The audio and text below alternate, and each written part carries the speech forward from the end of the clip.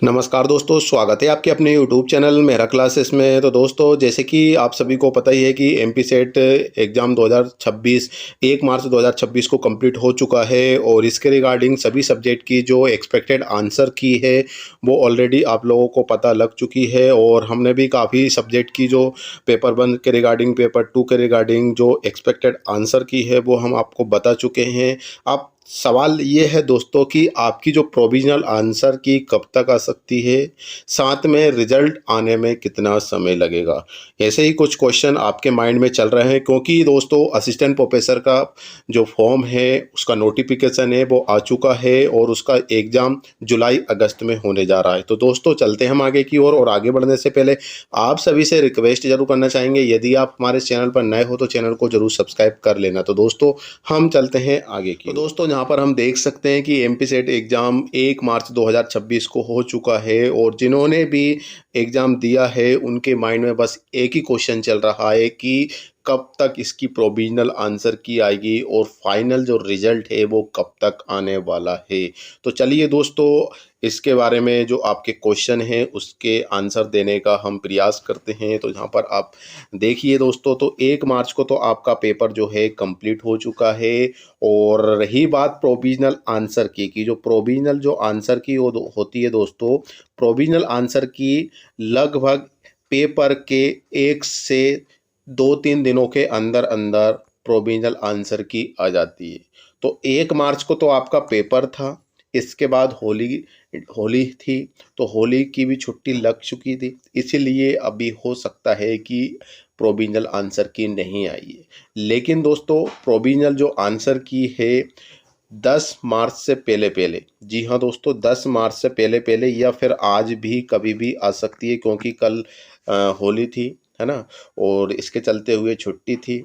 तो provisional answer की नहीं आई है। जिस दिन प्रोविज़नल आंसर की आती है, जैसे कि सपोज डेट करो कि अ, आज 5 तारीख है, 5 को आ रही, 6 को आ रही, 7 तक आ रही है, लेकिन 10 से पहले पहले कभी भी आ सकती है। तो जैसे कि दोस्तों यदि 5 तारीख मतलब आज भी आती है प्रोविज़नल आंसर की, तो हमें जो प्रोविज़नल आंसर की में जो आंसर मिलेंगे कि इस क्वेश्चन का आंसर ये है, उसके बाद उसके क्वेश्चन को चैलेंज करने के भी हमें ऑप्शन मिलेंगे। मतलब हमको लगभग 5 दिन का समय फिर मिलता है, 5 से 7 दिनों का समय फिर मिलता है चैलेंज करने का। जो पीएससी आंसर जो मानती है, यदि वो क्वेश्चन सही नहीं होते हैं, हमें लगता है, तो रेफरेंस के साथ हम उसको चैलेंज कर सकते हैं और उस दिन के लिए हमें लगभग 5 से 7 दिन का समय मिलता है। ठीक है ना। जिस दिन प्रोविज़नल आंसर की आती है और लिंक ओपन होती है, उसी दिन से 5 से 7 दिन तक हमें मौका मिलता है। तो लगभग 5 तारीख को आती है और उसी दिन लिंक एक्टिवेट होती है चैलेंज करने की, या फिर हो सकता है कि 1 या 2 दिन बाद चैलेंज करने की लिंक ओपन होती है। तो उस लिंक से लेकर 5 दिन या फिर 7 दिन तक आपको मौका मिलता है। ठीक है ना। तो लगभग 1 या 2 दिन के बाद ही होती है, क्योंकि उसके आंसर भी हमें चेक करना होता है। तो ये समझ लीजिए दोस्तों कि यदि आज की डेट में प्रोविज़नल आंसर की आती है और कल 6 तारीख से आपकी चैलेंज करने की लिंक ओपन होती है, तो 7 दिन ये समझ लो आप। ठीक है ना। तो मतलब 11 मार्च ये हो गए आपके। ठीक है ना। 11 मार्च हो गए। 11 मार्च के बाद जब लिंक डीएक्टिवेट हो जाती है, तो फिर कुछ समय और लगता है, 5-10 दिन का। और फिर इसके बाद जो आपकी फाइनल आंसर की आती है, ठीक है ना, फाइनल आंसर की आती है कि आखिर में पीएससी ने क्या माना। ठीक है। तो फाइनल आंसर की आने के साथ ही रिजल्ट भी आ जाता है। और ध्यान में रखना है दोस्तों कि असिस्टेंट प्रोफेसर जो है उसका जो एग्ज़ाम है वो जुलाई अगस्त में है। आप सोच रहे होंगे कि इसका रिजल्ट लेट होगा तो फिर लगभग हमें फॉर्म भरने का मौका नहीं मिलेगा। तो दोस्तों ऐसा नहीं है। रिजल्ट आने के बाद ही, या फिर यह कहें कि सेट होता ही इसलिए है कि असिस्टेंट प्रोफेसर एग्ज़ाम हो रहा है। ठीक है ना।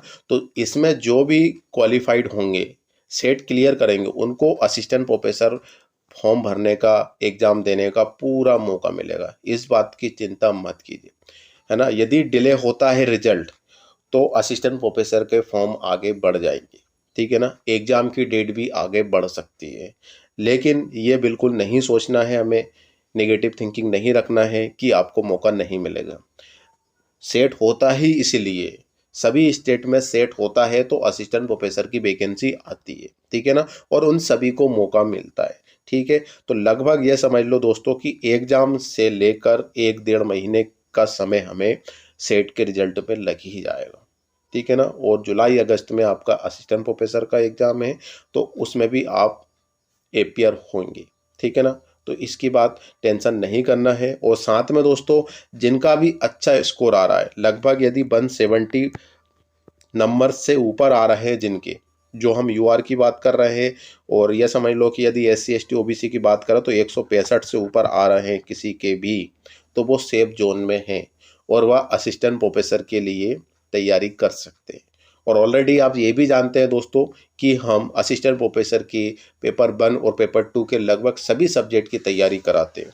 मैथ्स होगा, हिंदी, इंग्लिश, ठीक है, हिस्ट्री, सोशोलॉजी, जूलॉजी, बॉटनी, सभी सब्जेक्ट है हमारे पास। MPGK भी है, तो बिल्कुल आप ज्वाइन कर सकते हैं। जुड़ने के लिए जो हमारा ऐप है मेहरा क्लासेस, उसकी लिंक जो है वीडियो के डिस्क्रिप्शन में हम प्रोवाइड कर चुके हैं। और इसके बाद चाहो तो मेहरा क्लासेस ऐप को डायरेक्ट प्ले स्टोर से डाउनलोड कर सकते हैं। और इन्फॉर्मेशन के लिए यहाँ पर ये हमारे नंबर दिए गए हैं 9200925830, इस नंबर पर कॉल या SMS करके अपनी जानकारी प्राप्त कर सकते हैं, ठीक है दोस्तों। तो जो भी जिनके नंबर अच्छे हैं, है ना, तो बिल्कुल आप AP की तैयारी करना स्टार्ट कर दीजिए, क्योंकि इस बार AP में असिस्टेंट प्रोफेसर में नेगेटिव मार्किंग है। हमें अच्छे से पढ़ना होगा, डीपली पढ़ना होगा, कॉन्सेप्ट के साथ पढ़ना होगा, तभी आपका AP जो है क्लियर हो पाएगा, ठीक है दोस्तों। तो आज के लिए बस इतना ही। आई होप आपके जो क्वेश्चन हैं वो मिल चुके होंगे। यदि कोई और भी डाउट है तो हमें कमेंट सेक्शन में आप हमें कमेंट कर सकते हैं। तो दोस्तों आज के लिए बस इतना ही है, फिर से मिलते हैं नए वीडियो नए टॉपिक के साथ। जब तक के लिए जय हिंद, जय भारत।